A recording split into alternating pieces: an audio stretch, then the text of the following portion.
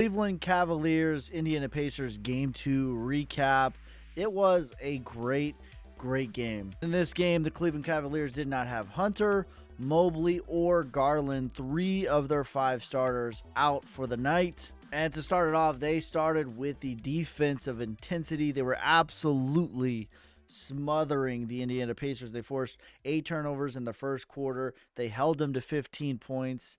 Jared Allen was phenomenal in this game. It's not really going to show up in the box score, but my God, we just view him as sort of this like plug and play big guy. I think it's really undervalued how good of a player he actually is. And, even going back to Boston last year, they really, really missed him. In the first quarter, they started out with what the Cavs call the Cavalanche, where they just hit you in the mouth and they keep coming at you. And they were up by almost 20 points. Mitchell, from start to finish on this game, was excellent. His shot was not really there, as he wasn't really hitting the 3, and this is the same thing from last game. He's dealing with some sort of calf injury, but he was getting to the hole at will.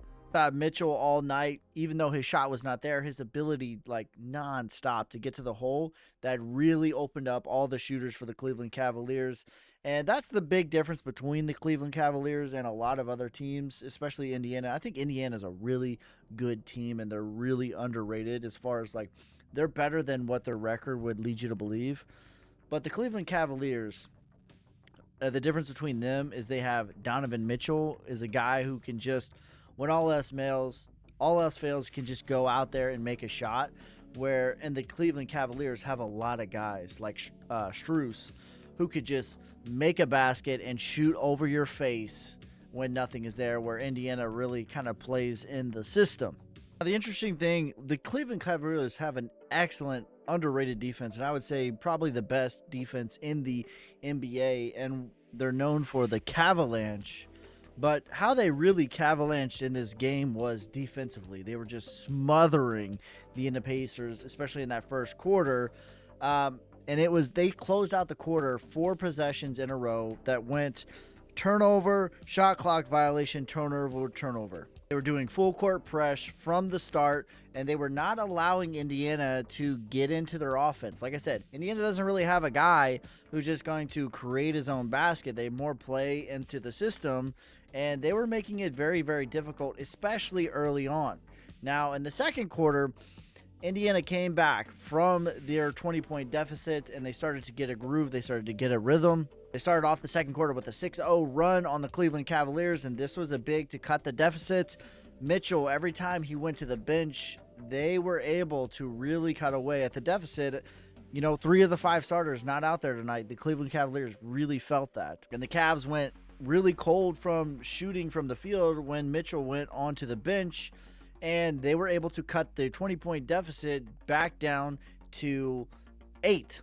Then as soon as Mitchell came back, he opened up the scores, and it went from an 8-point lead back to a 13-point lead, 2 back-to-back threes that were huge from Strus, and he was huge for the Cleveland Cavaliers all night shooting. Again, just that ability to go up and over the Indiana Pacers was massive. And then in the second half, the Indiana Pacers, they really clawed and fought their way back into this game. They got it within 5 late in the game.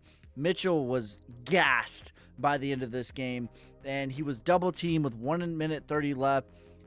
Finds a way and the ability to just get out of double teams, and he found Strus again for a dagger.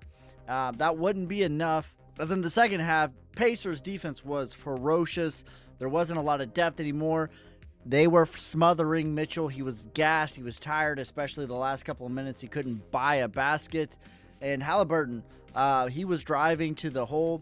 The big thing that was really plaguing the Cavs was they just couldn't inbound the ball. There was 3 separate times where they tried to inbound the ball, and Indiana kept making it difficult.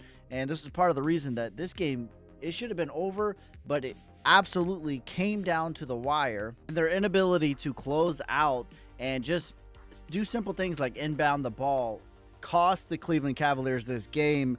Halliburton at the end, he goes up for the foul. He gets fouled. He misses the free throw, and just effort. Cleveland Cavaliers came out strong. They wanted this badly.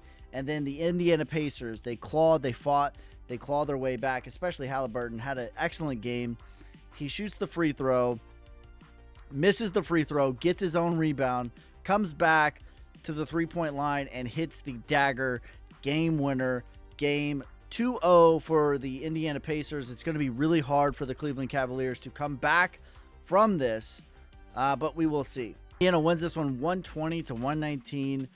Mitchell had 48 points. Turner had a big night, 23 points, 8 rebounds, and 5 blocks. This is a game that the Cavs should have won. They had this one in the bag, and the Indiana Pacers just out-effort them at the end as Mitchell ran out of gas. It's going to be tough for the Cavs to come back from this, but they say the series never starts really until you go on the road, so we'll see what they do come Game 3. But Game 3 now has absolutely become a absolute must-win. Game 3 and Game 4 becomes a must-win. Really, Game 3, Game 4, and Game 5 is a must-win for the Cleveland Cavaliers if they want any chance of pulling this one off. That's going to be it for this time. Make sure you guys like, subscribe, follow me on TikTok, YouTube, Instagram. I appreciate each and every one of you guys. God first, God bless. I'm out.